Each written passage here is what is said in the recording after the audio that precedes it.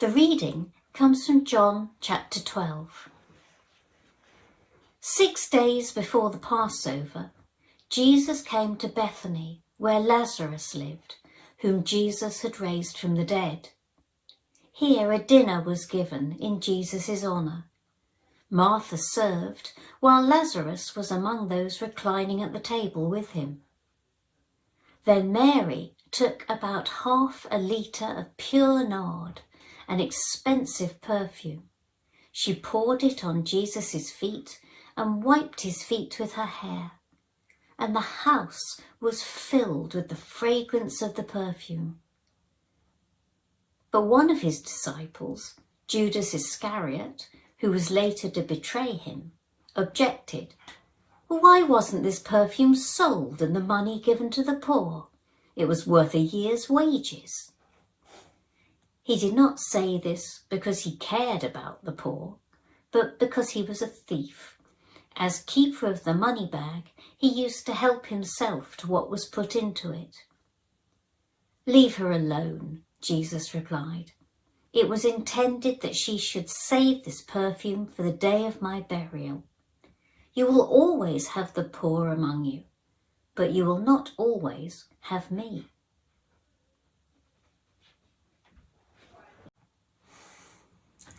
Good morning to you, if this is Sunday, and hello if it's some other time when you're watching.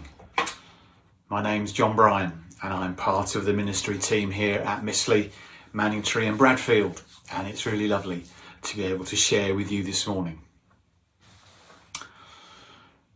Our Gospel reading from John 12 tells a story that sits in a very important moment in the Gospel tale.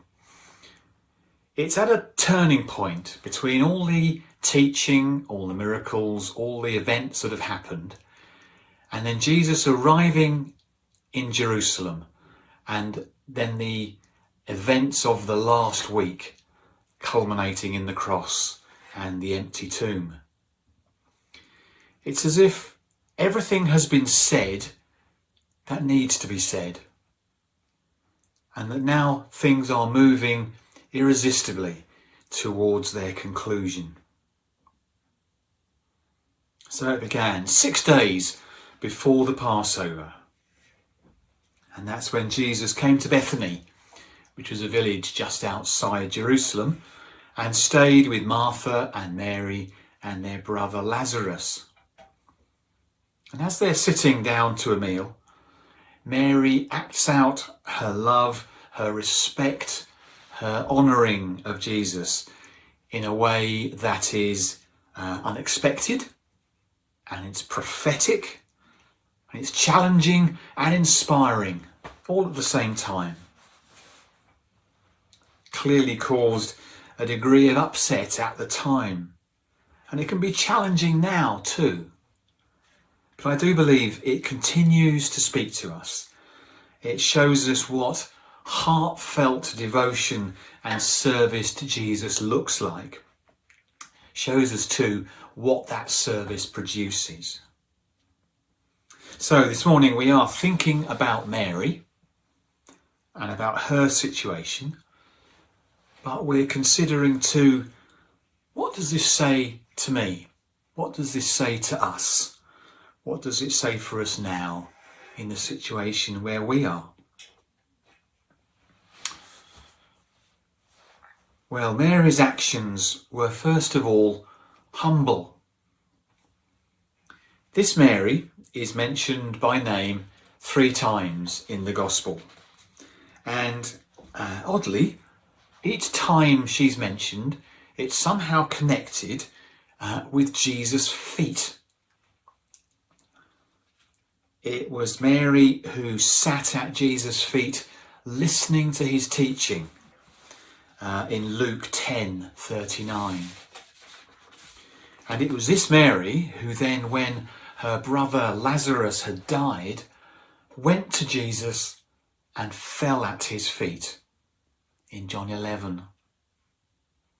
And now in this passage, the 3rd time that specifically mentions her name, she stands in the place of a servant. She stands at Jesus' feet and anoints them with costly perfume. Mary is not self-centered. She is not proud. She doesn't push herself forward, but her service and her love come from a place of really humble gratitude. Gratitude for all that Jesus has done for them as a family and for all that he has come to mean to her. It was Archbishop Temple who wrote in the 1940s that it was probable that in most of us, our spiritual life is impoverished and stunted simply because we give so little place to gratitude. He went on to say that it's much more important to be grateful and thank God for his blessings than it is to pray for those blessings in the first place. When we ask for things, it's always mixed with a certain degree of self-serving, a certain degree of mixed motives. But when we just thank God for his goodness to us, it is all directed at him. So Mary's service was first of all humble. And then her actions were very perceptive. They were even prophetic in some sense. There they were, sharing a normal meal together. But it seems as if Mary recognised that Jesus' thoughts were turning towards what was to come, turning towards the cross. It's as if he's aware of a darkness approaching, the burden which he will have to bear. And it is Mary who is aware of this, who then in these simple but profound actions shows him her love and in a sense anoints him for the coming task. Anointing in the Old Testament was always about setting somebody aside for a special task, empowering them into a role that was generally beyond them. That's what Mary does. She shows Jesus her love and devotion and anoints him for what he has to do. So Mary's work was humble and it was perceptive and it was also very timely, if maybe a bit unorthodox and unexpected. Her actions would have been to some extent shocking at the time. Such a public expression of love and devotion to somebody you weren't married to, letting down her hair in public. But she was doing what she could, and she was doing it when the opportunity arose. I don't know about you, but I'm very aware of times when I haven't taken opportunities. When there's been somebody who I've thought, I'll go and see them, or I'll go and have a conversation, or I'll go and do something for them. And then something intervenes and it's too late. When we find ourselves with these opportunities to say or do something, we need to be like Mary and take the opportunities when they come. Mary's actions were timely. They were also generous. They were extravagant. They were even wasteful.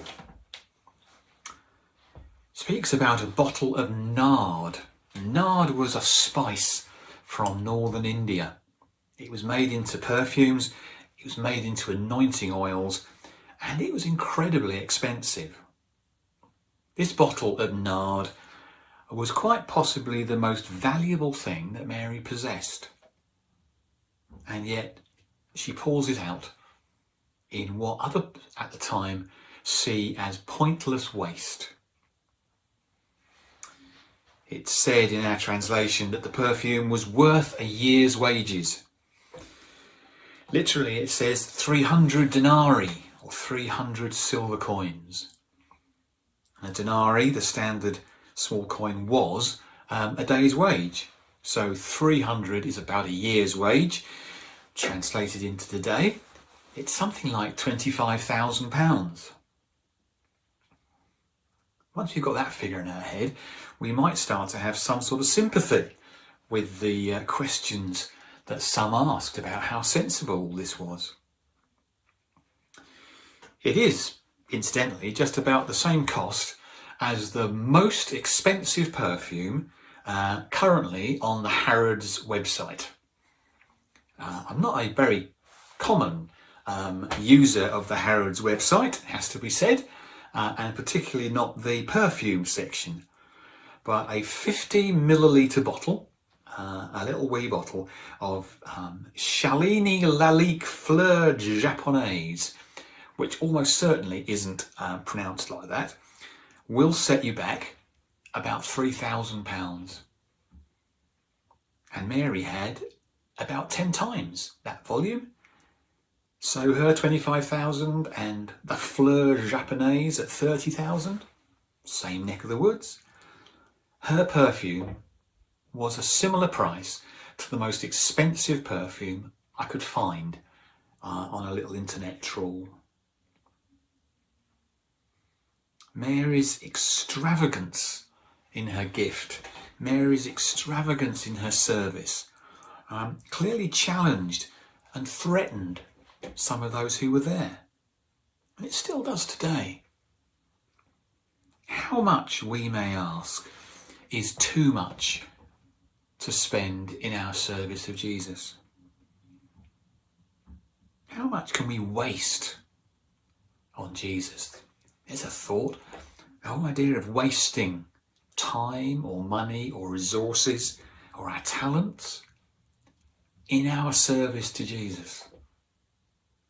Very challenging thought for us.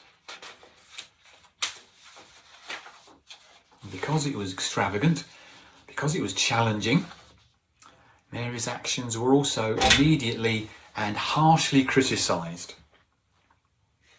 Mark reports the disciples being indignant and saying, "Why this waste?" And they rebuked her harshly. Other people going farther than maybe we are prepared to do, other people being kind of more committed, is a challenge to us. And often we respond to it in entirely the wrong way. We become very defensive. We become critical of others and their fanaticism, maybe. We find fault rather than letting somebody else's generosity spur us on. John, in our reading, reports that it was Judas who complained. The same Judas who was, not very much later, to betray Jesus for what is probably a tenth of the value of Mary's gift. Mary's gift was worth about 300 silver coins, and Judas valued Jesus at 30. So Mary's actions were humble and perceptive. They were timely and extravagant, and they were immediately criticised. But after all that, they were fruitful at the time and beyond. The whole house, we're told, was filled with the fragrance of the perfume. Honest and sincere service of Jesus blesses our own hearts and souls, and it's a blessing to others too. Whatever we do, whatever we say, has an effect on those around us. All our actions have, if you like, a fragrance. Unfortunately, all too often, what we say and what we do stinks, to be blunt, particularly when what we say and what we do is full of criticism and pettiness, envy and hard-heartedness. Wouldn't it be wonderful if our own lives would Wouldn't it be wonderful if our corporate life together as a community, as the church, wouldn't it be wonderful if our service of Jesus filled where we were like a beautiful perfume? Jesus spoke to those who were criticising Mary. Leave her alone. Her actions were valued by Jesus. In Matthew's version, he goes on to say, she's done a beautiful thing for me. Wherever the gospel is preached throughout the world, what she has done will also be told in memory of her. Jesus treasured what Mary had done for him. And there is a sense which reflects the fact that Mary did what she could when she could, which we said earlier, that Mary was the only one who was able to anoint Jesus for his burial. By the time the women came to the tomb on the first Easter day, they were too late. But that's all another story for another day. So Mary's service, Mary's love, that, as we said, I think is a challenge and an inspiration to us today. Mary's service was born out of humble gratitude. That's where its roots lay. Mary's service was perceptive and understanding. She saw what was going on. Mary's service was timely. She saw what was going on, but then she took the opportunity. She acted when she could. Mary's service was generous. Mary's service was extravagant, ready to waste itself and waste its own resources on Jesus. A service like this is challenging. And a service like this is bound to provoke some criticism, which maybe we will have to bear. But a service like this will ultimately be fruitful, and it will be a blessing. Jesus valued Mary's offering, and Jesus values our offering when we give from a full and grateful heart. Just pray that this story may speak to us today, and may the fragrance of our love, the fragrance of our service, fill this place, now and always. Amen.